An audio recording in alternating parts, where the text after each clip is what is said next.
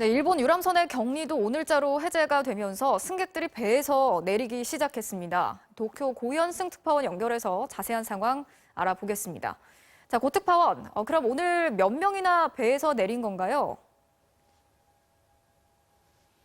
네, 첫날인 오늘은 약 500명이 내렸습니다. 유람선에 남은 한국인 8명 가운데서는 오늘 70대 남성 1명만 배에서 내렸습니다. 배에서 내린 70대 일본인 부부의 얘기 직접 들어보시죠.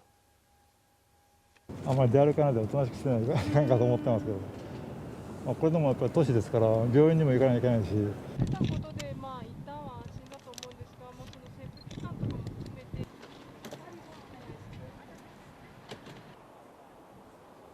네, 부부는 음성 판정을 받았다는 증명서도 내보였는데요.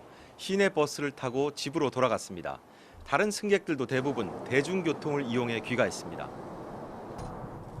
네, 격리 기간이 14일을 넘겼다고는 하지만 감염자가 이렇게나 많이 나온 상황에서 이대로 대중교통도 이용하고 또 그냥 귀가를 해도 괜찮은 겁니까?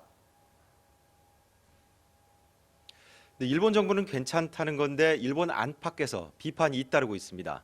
어제 유람선을 둘러본 일본의 한 감염내과 전문의는 선내에는 감염 우려가 없는 그린존과 우려가 있는 레드존 구분조차 없는 비참한 상황이라고 신랄하게 비판했습니다.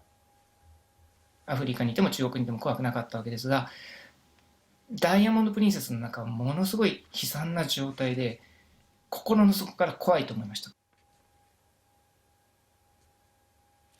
이 교수는 정부 관계자에게 조언을 했지만 그날로 쫓겨난 뒤 자가 격리에 들어갔는데 유람선 격리는 일본의 실패지만 이를 감추면 더 큰 실패라고 비판했습니다. 미국과 한국 등 모두 자국민을 데려가 추가로 14일간 격리에 들어갔는데요.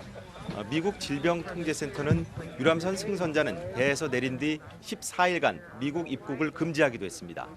우리 정부도 유람선에서 내린 외국인의 입국을 금지했고 한국인이 귀국하면 자가 격리시킬 방침입니다. 자, 이 밖에도 일본에서는 오늘도 추가로 확진 환자가 나왔죠? 네, 유람선에서 79명이 추가 확진됐고요. 유람선 밖에서 6명이 더 늘어서 일본 감염자 수는 701명이 됐습니다. 가나가와현에서는 일본의 첫 사망자가 나온 병원에서 입원 환자 2명이 추가 확진됐습니다.